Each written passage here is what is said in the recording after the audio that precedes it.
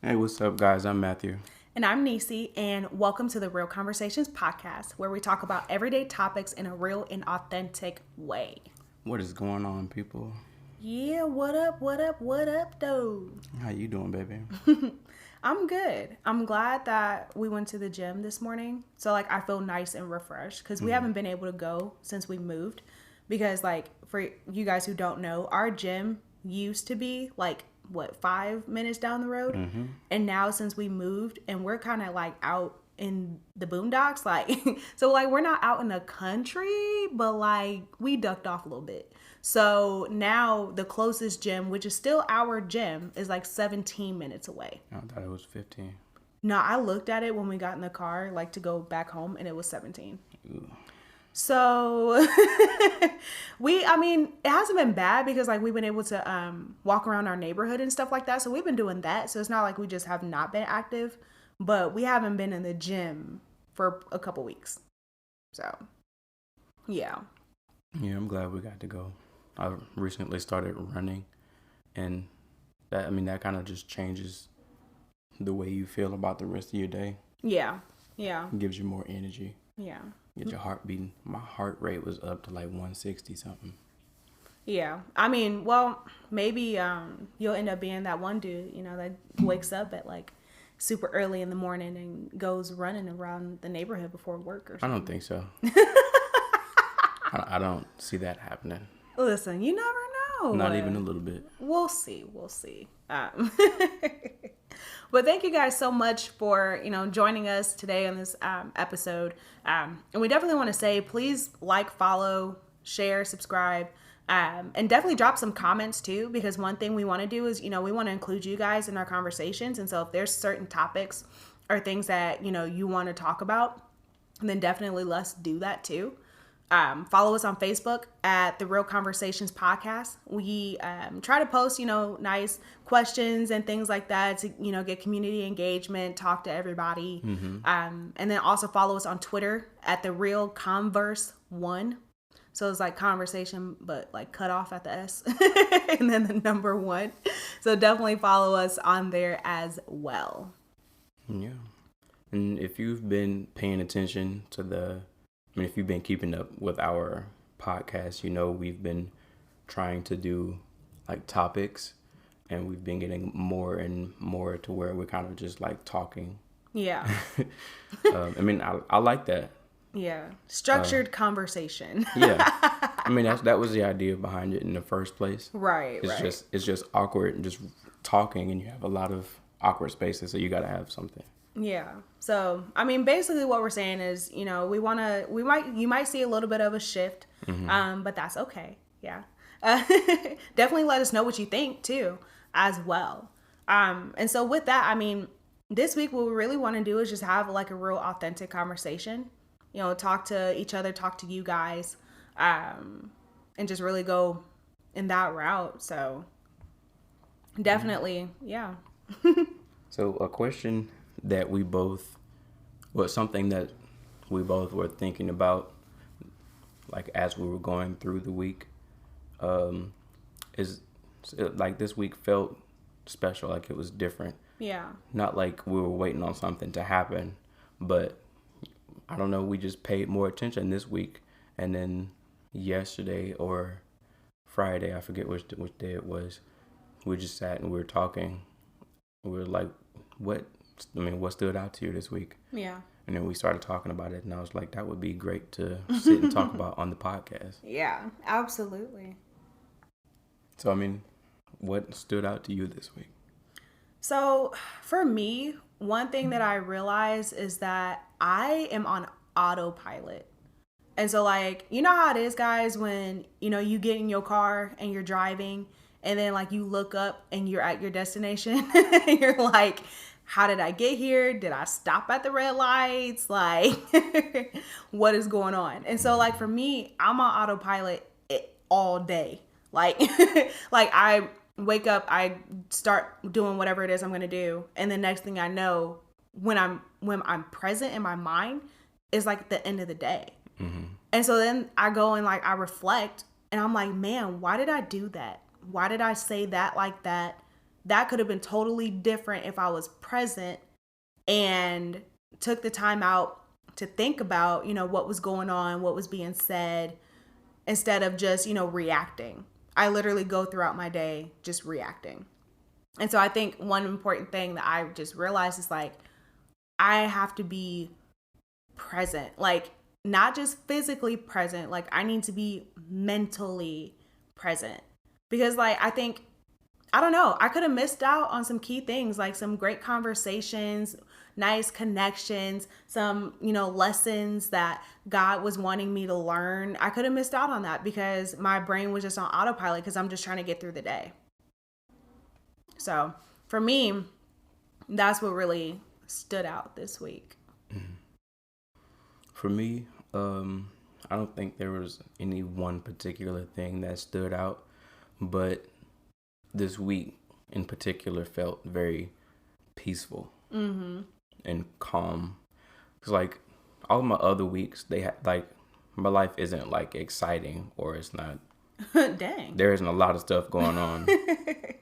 I mean that, you know what I mean. I'm like, we ain't boring. I'm not saying we're boring. It's just like I'm not like going on trips. I don't have 15 friends that I go and hang out with that always come over. Like, we just chill. I mean, we're adults. Like, who does that anymore? We're not in college no more. So it's not like we got a whole bunch going on. But my life was slightly stressful. But some things changed around, and this week has been great. Like, Yeah. I've just been very happy, and then and had a different attitude about life this week. And it made me appreciate it. And then I kind of like, you can't appreciate the peacefulness without appreciating the stress. Mm-hmm. Because if it weren't for the stress, you wouldn't realize that you were in a moment of peace. Come on, sir. You can't appreciate the peace without appreciating the stress. Mm-hmm. I like that.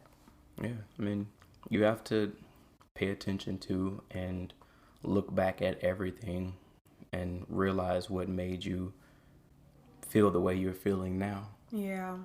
And then hold on to that feeling so that way you always have a sense of appreciation for it. Yeah. I mean, I think the thing is too, like a lot of times, a lot of people just want to not feel, you know what I'm saying? Like, you don't want to feel the stress. You don't want to feel the downs. We just want to feel the ups all the time. But it's like, if you're always feeling the ups and the excitement and stuff like that, at some point in time, you're never going to be satisfied. Mm-hmm. Because you're always just trying to reach some level of satisfaction that you could have reached if you had a low point. Yeah. When you're always chasing that high, there's like just the law of gravity. You're going to come back down at some point, and that's going to be horrible for you. Just because the only thing that you're paying attention to is the highs. Mm-hmm. Learn to appreciate the lows. Yeah. I think that's like a scripture or something. I don't know. Somebody wrote it in one of them books. It was like, no matter what's going on, no matter what I'm doing, I've learned to be content. Mm-hmm. And so it's literally like, no matter if I'm good, if I'm not good, if this week was great, if just all hell broke loose this week, I'm content no matter what the situation is. Yeah. I mean, I think that's important. Just making sure that, I mean, that's a good word for it, being content about where you are. Mm-hmm. And it's okay to look forward to things, but be content with where you are. Yeah. And learn to appreciate it, so that way when the better times come, you can more appreciate that. Yeah. And I mean, I think the key thing too is that there's a difference between being content and being complacent. Yeah. And so like, that's the key thing. Like, if you're content, it's not like you're just saying you gave up hope and you're just like, well, I ain't gonna try. I'm not gonna do whatever. I'm just whatever. You know what I'm saying? Like, if you're content, it's like, I know this isn't great, but as long as I'm putting forth my effort and doing what I gotta do, mm-hmm. then whatever comes from that is just whatever comes. Mm-hmm. Versus, I ain't even gonna try. Like, I'm not even gonna take that step. I'm not, you know what I'm saying? You're always thinking about the negatives and what could happen. And so you just psych yourself out versus somebody who's willing to try no matter the outcome. Mm-hmm. So I think that's a key distinction too. Yeah. Why do you think that it's important for you to make sure that you're not just on autopilot? Because, I mean, it's easy. Yeah, I mean, it really is. But I think it kind of ties together in a way. Like, if you're on autopilot, are you really stopping to smell the roses? Mm-hmm. Like you said, you know what I'm saying? Just like you said, it's just you notice the peace because you're aware. And so I think if you're not aware, then you're always going to be dissatisfied at the end of the day. You're always going to wish that you're going to wish something was different. You're going to wish that you would have did something different. Whatever the case may be, just because you weren't present. It's like you missed something. Yeah. And so I think that it's just so important because I feel like everything happens for a reason. And like we're in certain phases of life because God has us here to teach us something. Mm-hmm. And if you're on autopilot and you're not aware, then like you're going to miss something. Yeah. I mean, and it doesn't even have to be some big major event. Like sometimes I like to just stop and look out the window and see when the sun shines just right onto a tree and it's blowing in the wind and it seems all peaceful. That moment can just bring like just peace and calmness over you, and then it can just change the energy of your whole day. Right. Just because you stopped to look out the window for a second, took a deep breath, looked at nature. Yeah. And I think a lot of the time what's going on in our culture is that we have like a going mentality. And it's like, man, I got to get to the next. I got to do the next thing. I got to, focus on getting ahead. And it's like we're doing all that and then we're not appreciating what's happening now. And so then when we get there, we lost out on key things. I think maybe that's the reason why a lot of people aren't satisfied when they reach their goals. It's like, I did it. Why am I not happy? Mm-hmm. And it's like, maybe you're not happy because you missed something in the process to get there. Yeah. So my next question would be, what is a good way to explain to people, what is the best way for other people to stop and pay attention? Because I know it's easier said than done. You can just say, stop and pay attention. Right. But that doesn't make it easy for other people to actually do it. Right. I mean, so I don't know, for people who have like Apple Watch or whatever, there's a thing that pops up is like mindfulness. Mm-hmm. And so like, you sit there for a second, you take some deep breaths. And I think also just having checkpoints throughout the day. Yeah. So like in the morning, and that's what I do in the morning and at night, but I need to do it throughout the day. So like in the morning, you have that moment where you're centered, you're aware. And in the middle of the day, you have that checkpoint. And it's like, okay, I'm here. This is what's going on. Am I being present or am I just now realizing that I've been at work for 3 hours? Like, mm-hmm. And I mean, I think too, like it takes time and it takes discipline. So like, you're not just going to get it right away. I mean, if you do, good for you. But, for people who are like, man, I went on autopilot in that conversation. Okay. So take note and be like, at this particular moment, when people start talking to me, my brain just goes whoop, like, and really just try your best to, realize, okay, I'm about to have a conversation. Let me be 100% present in it. And so, I mean, I think that's what it is. Just having little checkpoints throughout the day. Mm-hmm. And, at the end of the day, coming home and really just taking a deep breath. And also the most important thing, which is something that I got to work on too, leave your day where it was. Yeah. Like, it's very important. Don't come home with a whole bunch of regrets and frustration and anger. Especially, if you have kids, if you have a boyfriend, fiance, husband, you're living with someone, like leave your day where it was because you can't change it. You can't go back and do anything different. All you can do is learn from it and take it as a lesson instead of taking it as an opportunity to beat yourself up. Yeah. I would say, like you said, with the checkpoints, that's a really good idea. And it's a good way to start off, making sure that you're being mindful throughout the day. So if you work a regular job, then you should have a first break, a lunch, and then a second break.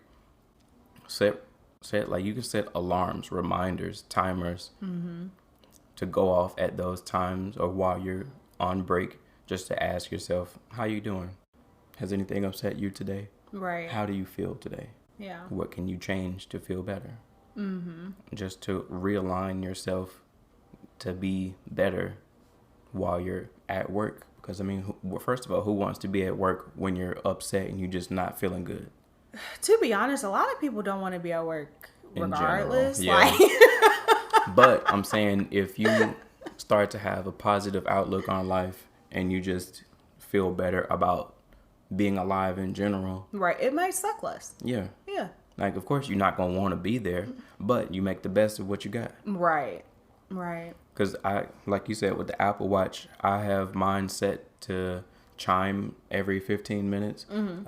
Like it does. Or you can set it to do every 15 minutes, every 30 minutes, or on the top of the hour, every hour. Just to have something that reminds you, or just something that goes off, just to bring you back to reality. Yeah.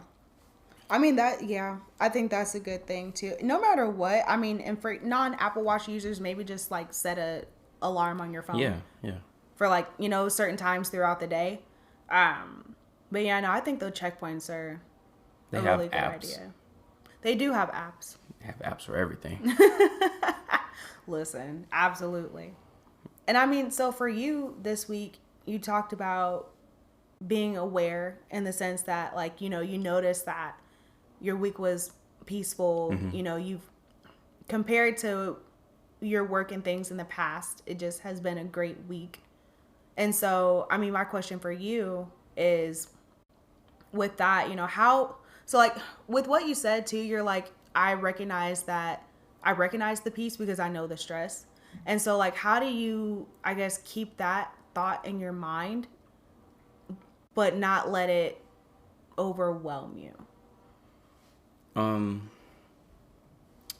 That's a good question. For specifically my situation, I just changed positions at work, and because it's so small, I can look and see the person who is now doing my job, and also just remembering everything that I used to do. Yeah. And then knowing what I have to do now. I'm just like, dang, that's crazy. Let me go and do my little one task. I mean, because when you were going through something, you might have been on autopilot and you might not remember it, but I can promise you that you remember doing some of it. Yeah. And you remember the point that stressed you out. So if you aren't in that moment anymore and you want to keep the peace in the back of your mind, you just remember what you had to do and just be like, dang, I used to have to do this, and this at the same time, and then report to this person, and then come back and have all this done by 2:00. And it was like, I have more time to do this, so I'm going to appreciate what I have now. Yeah. And I think with that too, like, that's how you remain grateful.